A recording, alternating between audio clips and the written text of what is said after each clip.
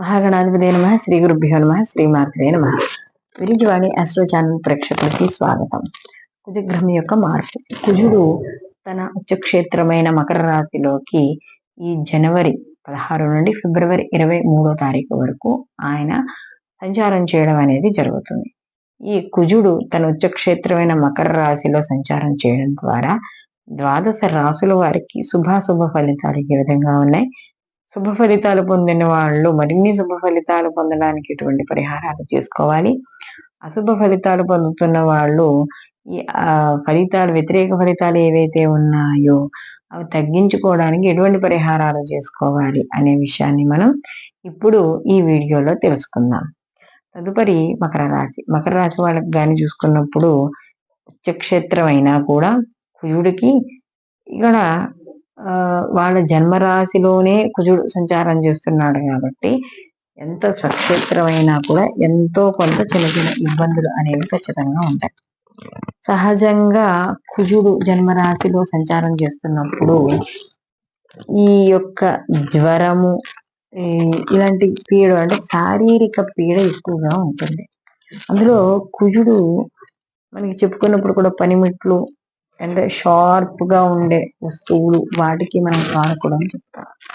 So కాబట్టి ఇక్కడ ముఖ్యంగా కుజుడికి సంబంధించిన విషయాల్లో ఏదైనా గాయాలు అవ్వడం, కోసుకోవడం అంటే కత్తి ఘాట్లు ఇలాంటివి కోసుకోవడం, అంటే రక్తాన్ని కళ్ళ చూడడం, ఇలాంటివి కూడా ఎక్కువగా కనపడుతూ ఉంటాయి. అంటే ఏమైనా దెబ్బలు తగడం, వాహనాల నుంచి కింద పడిపోవడం కానీ, ఏదైనా కట్ చేస్తుంటే కాస్త చేయి తగడం కానీ, ఇలాంటి గాయాలు ఇలాంటి వల్ల కూడా చిన్న ఇబ్బందులు అనేవి పొందడం అనేది జరుగుతుంది.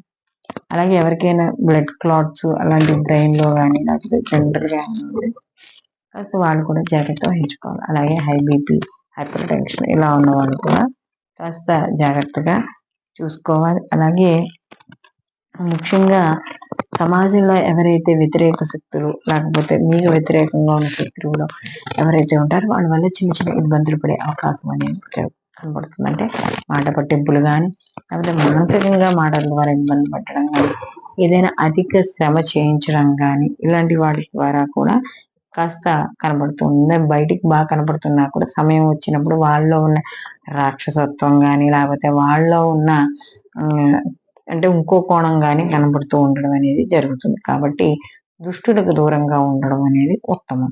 అలాగే కుటుంబ సభ్యుల్లో కానీ కుటుంబంలో కానీ చిన్న చిన్న కలహాలు, మనోవిచారము, మానసిక అశాంతి ఇలాంటివన్నీ కూడా ఏర్పడుతూ ఉంటాయి. అలాగే బంధువులు, మిత్రులు వాళ్ళ ద్వారా కూడా విరోధాలు ఏర్పడే అవకాశం అనేది ఇక్కడ కనబడుతుంది.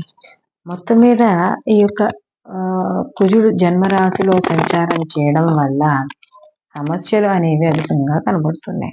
శారీరక మానసిక సమస్యలు ఎదురకుండా కనబడుతున్నాయి. కాబట్టి వీళ్ళు తప్పనిసరిగా కుజుడుకు సంబంధించిన శ్లోకాలను చదువుకోవడం, అలాగే ఎర్రటి ఒత్తులతో ఇక్కడ మనకి కుజుడికి గ్రహం దగ్గర అంటే కుజగ్రహం దగ్గర దీపాలు వెలిగించడం, అక్కడ కుజగ్రహం దగ్గర ఒక 2-3 ఎర్రటి పుష్పాలు నివేదన చేయడం, నవగ్రహ ప్రదక్షిణ చేయడం, అలాగే ఆంజనేయ స్వామి దండకాన్ని ప్రతిరోజు కూడా బయటకు వెళ్ళేటప్పుడు చదువుకోవడం ద్వారా మరిన్ని మంచి ఫలితాలు వీళ్ళు పొందడం అనేది జరుగుతుంది.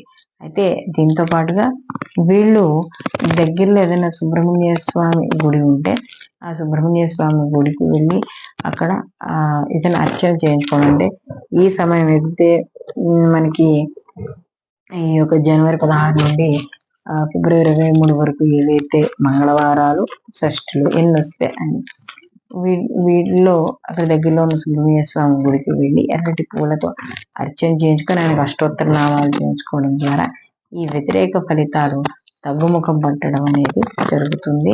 ఎందుకంటే వృత్తి, ఉద్యోగ, వ్యాపారాల పరంగా సమస్యలు ఉంటాయి కాబట్టి వీళ్ళందరూ కూడా కుజ ఆరాధన చేసుకోవడం ద్వారా ఆర్థిక సమస్యలు కూడా దూరం అవ్వడం అనేది జరుగుతుంది.